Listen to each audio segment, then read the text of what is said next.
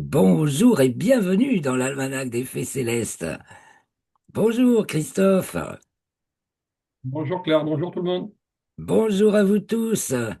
Eh bien, je suis ravi de vous retrouver pour le bulletin astronomique pour la période du 18 au 25 juin 2025, la quatrième phase de la troisième lune de printemps nord été sud, autrement dit la dernière phase de la dernière lunaison de printemps, puisqu'au cours de la semaine advient le solstice d'été, donc le jour le plus long, et que nous allons jusqu'au 25, le solstice, c'est le 21, donc une semaine fortement chargée en événements célestes, hein. C'était trapu. Cette semaine, nous allons voir ça très vite, en allant déjà faire un petit survol de tous ces événements, et puis ensuite, nous irons voir ce que nous avons à voir, car pour les nouveaux, je suis Claire Henrion, chroniqueuse astronomique qui vous emmène de semaine en semaine, ou plutôt de phase lunaire en phase lunaire, vous préparer à voir ce que vous allez voir dans le ciel et savoir ce que vous ne verrez pas, car il se passe des tas de trucs qu'on voit pas, mais c'est bien de le savoir. Alors ensuite, on fait des commentaires astrologiques dans l'autre vidéo en suivant, et vous pouvez aussi nous rejoindre, mais j'assiste toujours très lourdement qu'il est très important de d'abord s'ancrer dans l'astronomie, le rock, le réel, et ce qu'on peut, voilà, voir, sentir, apprendre à sentir en réel ce qui se passe, et se connecter terre, ciel, les mains à l'œuvre et le cœur joyeux. Et ça, c'est la devise de Rocastre. Donc, merci à vous tous pour vos commentaires, vos likes, vos partages et votre petit coup de pouce par Tipeee, si vous pouvez. Ça nous aide bien pour avancer. Alors, je voulais d'abord partager la fiche. C'est parti. La fiche résumée que vous trouvez dans l'article dont le lien va être dans la description de cette vidéo. Donc là, il faut mes lunettes. Et on va voir tout ce qui va se passer cette semaine, donc du dernier quartier, le mercredi 18 juin à 21h18, à la nouvelle lune le mercredi 25 juin à 12h31. Donc une semaine courte car la lune passe à son périgée le 23. Mais alors c'est chargé en événements. Alors faisons un petit survol. Donc mercredi 18 juin à 11h41, la Lune passe à son nœud ascendant et 10 heures plus tard, pas tout à fait, c'est le dernier quartier à 21h18 dans le 27e degré du signe des Poissons pour la Lune, le Soleil étant dans le signe des Gémeaux. Voilà, je lis la fiche, comme ça vous apprenez à la lire, après vous pouvez l'imprimer, l'afficher chez vous, et comme ça suivre au jour le jour les événements et mettre en regard ce qui se passe chez vous, pour ce qui, voilà, et comment ça peut être en corrélation, justement. Donc, toujours mercredi 18, la Lune passe aussi en déclinaison nord. Donc, vous voyez, elle monte en latitude, elle monte en déclinaison. Et jeudi 19 à 1h07, elle entre dans le signe du Bélier. Alors, elle va être conjointe à Saturne et à Neptune, qui sont toutes proches. À Saturne, donc jeudi 19 à 3h37, dans le deuxième degré du signe du Bélier, et à Neptune, le jeudi 19 à 4h45, dans le troisième degré du signe du Bélier. Les deux planètes, et la Lune en l'occurrence, étant à ce moment-là devant la constellation des Poissons. Alors en héliocentrique aussi, jeudi 19, Mercure entre dans le signe de la Balance, où elle va se trouver jusqu'au 28 juin. Nous sautons à samedi 21, vendredi 20, il se passe rien, mais il y a des jours très remplis pour contrecarrer ça. Samedi 21, alors toujours en héliocentrique à 1h32, Mercure conjoint à Mars, 6e degré Balance. Nous revenons sur Terre. Samedi 21, 3h52, la Lune entre dans le signe du Taureau. À 4h36, Mercure rentre dans les limites zodiacales nord. Elle était hors limite zodiacale nord depuis le 1er juin et a atteint sa déclinaison maximale le 10 juin. Elle est devant la constellation des Gémeaux dans le 22, au 22e degré du signe du Cancer. Et puis, le soleil entre dans le signe du cancer, c'est-à-dire que c'est le solstice de juin, solstice d'été pour l'hémisphère nord et d'hiver pour l'hémisphère sud, à 4h41, donc samedi 21 juin. Donc le soleil atteint sa déclinaison maximale, donc sa longitude écliptique c'est de 90 degrés, zéro cancer. Sa déclinaison par rapport au plan de l'équateur est maximale, 23 degrés 26 minutes nord. Il culmine ce jour-là au zénith à midi sur le tropique du Cancer. Pour ça que ça s'appelle le tropique du Cancer. Et c'est une appellation précieuse parce que c'est un des rares ancrages qui n'a pas complètement dévié dans nos repérages Terre-Soleil et nos calendriers. Le solstice de juin, c'est le zéro cancer. C'est ça qui fait les signes du zodiaque. C'est l'horloge de la Terre autour du Soleil, si vous voulez. Donc, à ce moment-là, il est encore devant la constellation du Taureau. En héliocentrique, on va rentrer dans le carré Soleil et en héliocentrique Terre, Neptune et Saturne. Alors, d'ailleurs, le carré Terre-Saturne a eu lieu déjà la semaine dernière, c'était le 16 juin. Donc, la Terre est carrée à Neptune en héliocentrique samedi 21 à 9h09, premier degré Capricorne, puisque le Soleil est premier Cancer, la Terre est premier Capricorne, et Neptune Bélier. Revenons les pieds sur Terre, samedi 21. Le Soleil arrive devant la constellation des Gémeaux. Il est alors dans le premier degré du signe du Cancer et donc il entre dans la constellation des Gémeaux où il se trouve jusqu'au 20 juillet. Donc la constellation qu'on ne voit pas dans le ciel en ce moment, c'est bien celle des Gémeaux. Et on a le lion, voilà, le Cancer, pas très grand, et le lion qui se couche très tôt, et après le coucher du soleil, et le taureau qui commence à se lever juste avant le lever du soleil. Nous arrivons à dimanche 22 juin. La Lune est conjointe à Vénus à 7h01, alors ça va être un magnifique spectacle du matin. Une Vénus qui est à sa latitude minimale, mais elle est très très brillante quand même, on la voit bien. Dans le ciel du matin, elle se lève plus de 4 heures avant le soleil. Donc c'est une vieille lune, donc un vieux croissant, un croissant déjà bien fin, le dimanche 22 juin au matin avec Vénus, on va voir ça. Et c'est pas tout, car si pour Vénus, lune Vénus, faudra pas le louper, on va regarder ça avec Stellarium. Donc Vénus à sa latitude minimale, toujours dimanche 22, le Soleil est carré à Saturne dans le plan écliptique, donc deuxième degré du signe du Cancer, le Soleil, et du Bélier, Saturne. La Lune sort des limites zodiacales nord, puisqu'elle grimpe en déclinaison, à 21h19. Puis lundi 23 à 3h50, elle est conjointe à Uranus.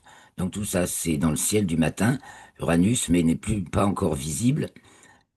Et ensuite, elle entre dans le signe des Gémeaux à 4h57, lundi 23, et donc dans la foulée, elle est conjointe aux Pléiades à 5h20, puisque les Pléiades marquent de nos jours, en raison de la précession des équinoxes, le premier degré du signe des Gémeaux. Donc ce sera pas vraiment facile à voir. Un presque dernier croissant de lune et les Pléiades noyées dans les lueurs matinales au ras de l'horizon, ça va pas être facile. La Lune est au périgée, donc ce lundi 23 juin à 6h43. Elle est alors dans le deuxième degré du signe des Gémeaux. Et le Soleil est carré à Neptune à son tour le 23, donc le 22 c'est Saturne, le 23 c'est Neptune dans le plan écliptique, troisième degré du signe du Cancer, Neptune, troisième Bélier. En héliocentrique, Vénus entre dans le signe des Poissons lundi 23 à 15h47. Elle va s'y trouver jusqu'au 12 juillet. Et nous revenons les pieds sur terre. La Lune est conjointe à Aldébaran, lundi 23 à 21h04, mais l'étoile Aldébaran est très au sud par rapport à la Lune, 10 degrés en dessous. On ne la voit pas car elle se lève bien tard. Et comme je vous l'ai dit, le taureau commence à se lever un peu avant le lever du soleil, mais c'est dans les lueurs de l'aube et au ras de l'horizon. Donc Aldébaran qui est 10 degrés en dessous de la Lune, on ne la voit pas. Les Pléiades sont avantagées, elles sont au-dessus, et d'ailleurs, j'ai oublié de le dire, mais il y a une occultation des Pléiades par la Lune, mais c'est pas pour nous. C'est donc le dernier croissant de lune mardi 24, donc aux alentours de 5h30, vous pouvez voir le dernier croissant de cette lunaison et l'ultime croissant est le 25 au matin, enfin pour eux, parce que c'est le 25, pour l'ouest de la Chine et la Mongolie. Donc dernier croissant de lune le 24, donc au matin. Et puis la lune est à sa latitude maximale, donc elle est avantagée pour être visible quand même. Hein, les ailes du dragon, 5 degrés au-dessus du plan de l'écliptique. Et mardi 24, après son carré à Saturne puis à Neptune, le Soleil est conjoint à Jupiter. Donc conjonction Soleil-Jupiter, soit nouvelle Jupiter. On va repartir pour un cycle de Jupiter, donc Jupiter totalement invisible, sauf dans le champ du coronographe Lascaux, c'est 3, et tellement bien que le Soleil occulte Jupiter, c'est-à-dire que Jupiter va passer, pour nous, même si on pourra le voir dans le champ du coronographe, derrière le disque solaire. Nous revenons, ben, nous sommes toujours les pieds sur terre, mais maintenant on regarde à nouveau la Lune, qui est conjointe à l'étoile Elnat, bêta du Taureau, mais c'est presque la nouvelle Lune, donc on ne voit rien, et il y a aussi une occultation d'Elnat par la Lune, mais c'est pas pour nous. Et elle est à sa déclinaison maximale mercredi 25 à 3h31, 28 degrés au-dessus du plan de l'équateur, donc sa plus haute culmination dans l'hémisphère nord. Mais comme elle est nouvelle, on ne la voit plus du tout. Enfin là, elle est très très vieille. Le dernier croissant est passé. Elle est pratiquement devant le soleil. Elle entre dans le signe du cancer à 5h43, mercredi 25. Tandis que Mercure arrive devant la constellation du cancer, mercredi 25 à 10h46. Ah oui, alors elle va s'y trouver longtemps, jusqu'au 27 août, où elle arrivera enfin devant le Lion, car elle va être rétrograde, Mercure, du 18 juillet au 11 août, et tout ça, ça va se passer devant la constellation du Cancer. Et donc, elle est dans le 29e degré du signe du Cancer, on va la voir rentrer bientôt dans le signe du Lion en géocentrique. Donc, puisque c'est pratiquement la nouvelle lune et que le Soleil est conjoint à Jupiter, bah, la lune est conjointe aussi à Jupiter à 11h33, mercredi 25. Jupiter 5 degrés au sud de la lune. Et bien entendu, ça ne se voit pas. La lune se trouve devant la constellation du Cocher et nous fait une petite fantaisie pour cette nouvelle lune. Voilà, elle passe quelques heures. Alors on voit ça ici en dessous, la Lune devant les constellations, 25 juin, elle est devant la constellation du Cocher de 11h33 à 13h58 où elle revient devant les Gémeaux, ceci en raison justement de sa forte latitude nord, qui fait qu'elle va au-delà, bien sûr, 5 degrés au nord du chemin du Soleil, devant les étoiles, donc ça la fait passer à ce moment-là devant la constellation du Cocher. Fallait que ça tombe pile au moment de la nouvelle lune quand même, hein. Et de sa conjonction à Jupiter. Donc une nouvelle lune conjointe à Jupiter, vous voyez, il n'y a même pas une heure entre les deux événements. Et pour finir, mercredi 25 à 21h51, la lune est conjointe à l'étoile Alena des Gémeaux, que bien sûr on ne voit pas, et qui marque de nos jours le 10e degré du signe du Cancer. Donc vous voyez, ouah, il y a beaucoup d'événements cette semaine. Qu'est-ce qu'on va dire? Donc la Lune se lève de plus en plus tard en deuxième moitié de nuit. Elle est en croissant de plus en plus fin. Et donc elle est, ben, vous la voyez le matin, quoi. Et les planètes aussi, car dans le ciel du soir, qu'est-ce qu'on a comme planète? On n'a plus que Mars, qui est quand même de plus en plus bas. Mars qui est conjointe à Régulus, enfin qui est aujourd'hui d'ailleurs, où nous enregistrons en ce 17 juin 2025. Mars est conjointe à Régulus. On va avoir une belle image. Quelqu'un a déjà fait une image le 16 des États-Unis, donc ça peut être le 17 chez nous déjà. Voilà, donc Mars est conjointe à Régulus dans le ciel du soir, et puis tout le reste, c'est dans le ciel du matin, avec Saturne qui ouvre le bal, elle se lève vers 2 heures du matin, et puis avec Neptune, bon, Neptune qu'on peut commencer à voir au télescope, puisque c'est la nouvelle Lune, elle va pas nous gêner, la Lune, et elle est juste à côté de Saturne, et donc si vous avez du courage vers avant le début, alors faut y aller à 3 heures, entre 3h30 et 4 heures, quoi, parce qu'après c'est déjà l'aube. Donc c'est vrai que à la prochaine nouvelle Lune, ce sera plus pratique pour voir Neptune.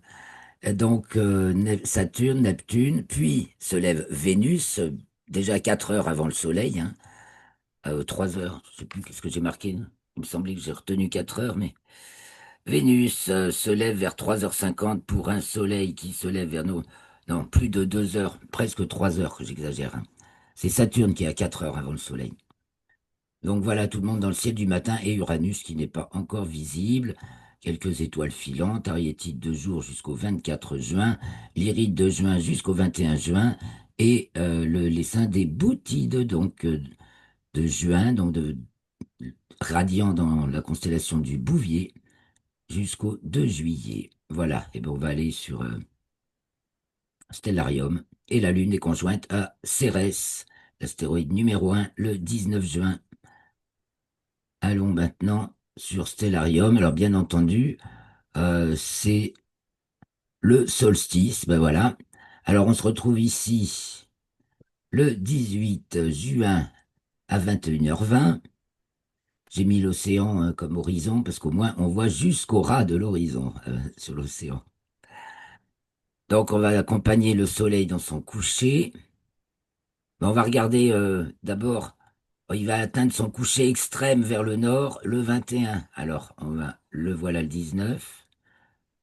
Le voilà le 20, le voilà le 21. Et après, vous voyez, donc il se couche chaque jour un peu plus. Pas tout à fait au nord-ouest, à 45 degrés nord, il se couche au nord-ouest. Moi, je suis un peu au sud. Je reviens. Non, je continue un peu pour qu'on voit qu'il revient ensuite sur ses pas. Voilà, à la même heure, hein, chaque jour. Bon, après, il diminue, il diminue. Il se couche plus tôt. Bon, je reviens à notre date, donc 18 juin. Donc une fois que le soleil s'est couché, bah, il fait nuit et il n'y a pas la lune. Donc qu'est-ce qu'on voit là? Il est déjà 0h20. Bon, on va revenir 1 heure plus tôt. 23h20, on va se mettre à 23 heures. Il faut pratiquement attendre 23 heures pour avoir la nuit. Voyez, Mars et Régulus là. Magnifique d'ailleurs. Donc l'étoile Régulus qui est bon, un peu blanche et Mars qui est rouge. Alors je peux vous montrer tout de suite une très jolie photo prise ce jour. Alors je reviendrai sur les photos après. La voilà. Très jolie photo, donc Mars la rouge et Régulus, l'étoile bleu-blanc. Je croyais que c'était une étoile. Oui, c'est une étoile blanche. Ok, donc je reviens sur Stellarium. Donc Mars et Régulus, donc je te trace les constellations, je mets leur nom. Et voyez, le soir, on a aussi Mercure en ce moment. Bah oui, j'ai oublié de le dire. Oh, Mercure dans le ciel du soir. Profitez-en, chers amis. Jusqu'à son élongation maximale, elle va l'atteindre le 4 juillet, mais son éclat décroît. Donc disons que jusqu'à début juillet, elle va rester visible de plus en plus longtemps. Donc ce qui fait qu'on peut quand même de mieux en mieux la détecter, car plus le ciel est sombre, plus on peut la trouver. Donc là, à 23 heures, Mercure n'est pas couché. Elle est sous Pollux, vous voyez, l'étoile Pollux. Alors, je réduis un peu. Vous avez en fait à l'horizon ouest-nord-ouest, vous avez Capella qui brille très fort, et pratiquement à la même hauteur, vous avez Castor et Pollux. Et puis en dessous de Pollux, vous avez Mercure. Donc ça, c'est sympa. Et du côté de l'ouest, vous avez donc Mars à côté de l'étoile Régulus, qui de jour en jour va avancer. Donc en début de nuit, donc à l'ouest, on voit qu'il y a le Lion. Au sud culmine la Balance et s'élève le Scorpion. Alors je réduis un peu. On voit Spica de la Vierge qui bascule, qui va se coucher déjà du côté, pas au sud-ouest encore, mais sud-sud-ouest en train d'aller sur son couchant. Donc on se tourne vers l'est. Maintenant au sud-est s'élève Ophiuchus, se lève le Sagittaire hein, à 23 heures. À l'est se lève Altaïr de l'Aigle, donc on repère le grand triangle de l'été, Vega, Deneb et Altaïr.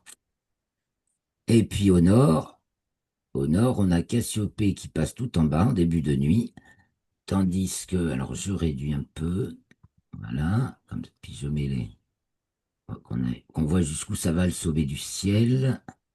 Voilà, il est là, le sommet du ciel.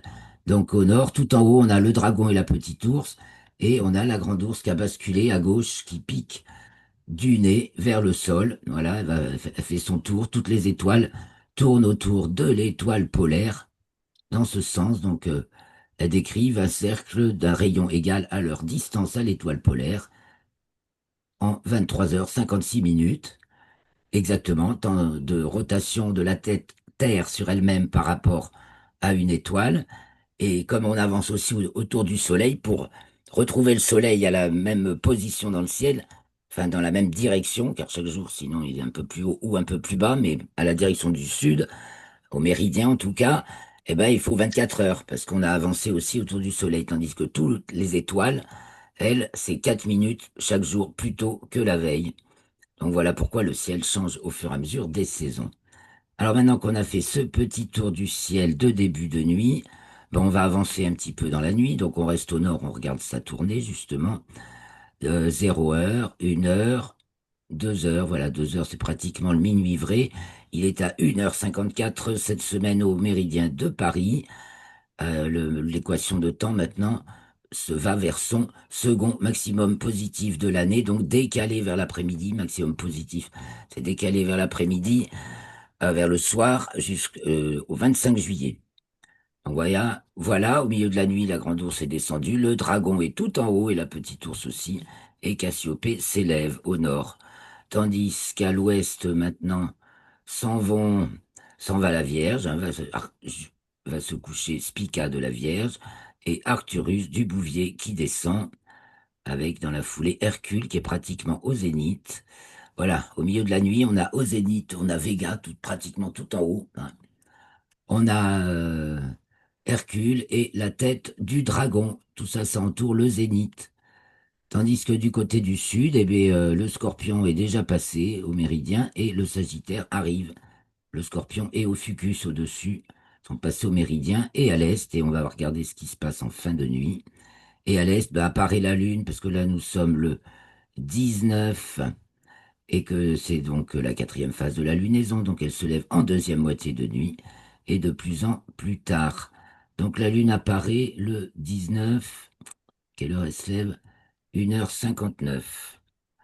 Pour ma localisation, hein. C'est variable selon votre latitude et votre longitude. Donc j'enlève la grille azimutale s'appelle, on va avancer un peu, comme ça on va voir ce qui se lève. Ah oui, alors oui, deux choses à voir dans le ciel du matin. Un, le 18-19, la Lune est conjointe à Saturne et à Neptune qui est juste à côté, donc sur son Neptune. Voilà. Alors bien sûr, on ne voit pas Neptune, c'est pas le moment de chercher à la voir au télescope, sans intérêt, mais voyez, là, il est que 3 heures du mat, alors on verra, ça se verra très très bien Lune Saturne vers 4 heures du matin, ça va être magnifique. Donc le 19 au matin vers 4 heures, Lune et Saturne, avec Neptune entre les deux, voyez. Alors ensuite, tandis que bah, à 4 heures du mat, Vénus est levée également, et que justement, la Lune va y être conjointe. Donc, alors, ouh, je vais trop vite. Ah oui, je vais trop vite, et c'est pas ça que je voulais faire. 4 heures, Vénus apparaît, ok. Donc, de jour en jour, le 20, la Lune est là, en croissant de plus en plus fin. Le 21, la voilà. Et le 22, elle est conjointe à Vénus. Voilà. Donc 4 heures du matin, même à 5 heures, ce sera très joli. Voilà, Lune, Vénus, et voyez ce qui apparaît en toute fin de nuit, donc déjà dans l'aube, les Pléiades, avec donc Aldébaran dont je vous parlais tout à l'heure qui est en dessous, les Pléiades et la Lune va être conjointe aux Pléiades le lendemain, donc le 23. Voilà, paf! Il y a une occultation des Pléiades par la Lune pour certaines régions, mais c'est dans, ben voilà, on verra la Lune, hein, avec, ah ben si, avec des jumelles, ça peut être très très fin et très joli. Pas très, les étoiles se détacheront pas beaucoup. Et voyez, il y a Uranus qui est pas loin du tout, mais qui est pas bien visible non plus encore. Voilà pour le ciel du matin. Et on va donc jusqu'à je vais me remettre sur la Lune, jusqu'au dernier croissant, donc c'est le 24. Dernier croissant de Lune devant la constellation du Taureau, mais après pour la nouvelle Lune, elle va être devant le Cocher, ça c'est rigolo aussi. Donc le 25 au matin, quand tu veux la Lune, voilà. Donc là, il faut que j'enlève, on la verra pas. Donc j'enlève le sol, on la voit en dessous. Et elle va passer devant la constellation du Cocher un petit peu. Vous voyez, elle est largement au-dessus du Soleil. Voici le plan de l'écliptique. La Lune est au-dessus. C'est pour ça qu'elle est avantagée. Ça avantage l'hémisphère nord pour sa visibilité. Mais bon, quand c'est la nouvelle Lune, au bout d'un moment, on la voit plus quand même. Voilà, voilà, les amis. Ben, je crois que j'ai fait le tour du ciel. Alors, j'avais plein de trucs sympas à vous montrer. Je vais peut-être vous montrer ça. Oui, les news. Ah oui, j'ai fait petit recueil des news. On va passer par les images directement aujourd'hui. On va parler des images et si je peux, je vous montre l'horloge naturelle. Ah, je vous montrerai l'horloge naturelle dans les commentaires astrologiques parce qu'en fait, c'est surtout astrologique, enfin, c'est les deux. Et l'analène, bon, il est dans l'article. Je voulais vous montrer plusieurs choses, mais on résume. L'analène, il est dans l'article de la semaine dernière. Donc l'analène, c'est le dessin que trace le Soleil. Si vous prenez le Soleil à son passage au méridien chaque jour, du moins à la même heure, non, c'est pas à son passage au méridien justement. Si vous photographiez le Soleil enfin si vous photographiez le méridien plutôt, au moment où le Soleil y passe, chaque jour à la même heure, ben, vous aurez le dessin en 8 qui trace au fur et à au cours d'une année en raison de l'équation de temps. La ligne votre axe, c'est le midi moyen et il y a des moments il est avant, des moments il est après. Alors je passe sur l'analème, vous retrouverez ça dans l'article et je voulais vous montrer l'horloge naturelle. J'en parle dans le prochain car je l'ai pas ouvert là. Alors, c'était donc les images que je voulais vous montrer. Donc on avait commencé avec Mars et Régulus. Alors je reviens au début. Voilà, la Lune, cratère Tycho de la Lune, celui qui fait plein, plein, plein d'éjectats qu'on remarque très vite. On les voit les éjectats là, ça fait comme on dirait que ça vient juste d'être projeté. Tous ces rayons qui se forment autour du cratère Tycho. Donc c'était le 10 avril, donc sous un soleil levant. J'ai vérifié. Et donc, l'étoile Antares du Scorpion, Alpha du Scorpion, est une étoile double. Et voilà quelqu'un qui a réussi le. En plus, attendez, c'est au Danemark, c'est-à-dire que au Danemark, la culmination maximale d'Antares, c'est 8 degrés au-dessus du plan de l'horizon. Et ben le gars, il a réussi à photographier les deux composantes, la deuxième étant bien sûr bien plus faible, et donc la première est éblouissant beaucoup. Pour faire ressortir la deuxième, c'est pas facile. Mais on voit donc les deux composantes de l'étoile Antares, très très intéressant. Ça, c'est encore une étoile double qui a une étoile double autour de laquelle il y a une drôle de planète qui tourne dans le perpendiculaire au plan de rotation des étoiles et autour des deux étoiles. Donc, l'orbite de la planète, elle se fait autour des deux étoiles dans un plan perpendiculaire. Un truc encore jamais vu, une découverte de James Webb Télescope, bien entendu. Donc, Mars et Régulus, dans la nuit dernière. Voilà, tout simplement. Donc, la rouge, c'est Mars, la bleue, c'est Régulus. Alors, nous sommes sur Mars. On appelle ça les Gullies. On avait pris ça pour des coulées aquatiques, mais il s'avérerait que l'eau n'est absolument pour rien là-dedans, même si on parle d'un passé très lointain de Mars, et que ce sont des phénomènes secs, plutôt des coulées de cailloux suite à des éboulements, voilà, ce qui peut être dû à des chutes de météorites ou autre chose qui font secouer le sol. Une petite aurore polaire depuis le Wisconsin aux États-Unis, Wisconsin. Voilà, faut pas oublier que le Soleil, d'ailleurs, il y a eu un bel orage géomagnétique il y a pas longtemps, il y a quelques jours. Voilà, mais c'est pas très fort. L'activité solaire a pas mal décru. Elle a repris un petit peu, mais moins fort que. Voilà, et elle baisse maintenant comme ça. Bon, il y a des hauts, il y a des bas. Mais bon, ça produit toujours des phénomènes géomagnétiques et donc des aurores. Et le Soleil toujours, le Soleil vu par la sonde Solar Orbiter, donc qui est partie autour du Soleil et qui prend une inclinaison importante pour pouvoir explorer les pôles solaires. Donc là, du côté du pôle sud. Alors dans les images du haut, on voit le Soleil dans différentes longueurs d'onde du fer. Ça, c'est le champ magnétique. Ça, c'est dans la couronne. Donc la couronne, une autre longueur d'onde du fer. Voilà. 617,3 nanomètres et 17,4 nanomètres. Et en dessous, on voit la même chose, mais dans des températures, vous voyez, différentes. 10 000 degrés, 32 000 degrés, 320 000 degrés, 630 000 degrés et 1 million de degrés. Eh ben, on voit pas la même chose, forcément. Sachant que le cœur du Soleil, c'est 15 millions de degrés et la surface, ce n'est que entre 4 000 et 6 000. Alors, encore une petite image, ben voilà, de Jupiter qu'on ne voit pas en ce moment. Des prises de vue entre novembre 2024 et janvier 2025, où on voit l'apparition de, voilà, il détaille l'apparition de grosses tempêtes sur Jupiter, surtout dans cette bande marron là, en haut. Voilà, donc vous retrouverez toutes ces images dans l'article qui est référencé dans le bas de cette vidéo. Que dire encore? Ben, merci beaucoup d'avoir suivi ce bulletin jusqu'au bout. J'ai rien oublié de vous dire. Attendez, j'avais noté des trucs, hein.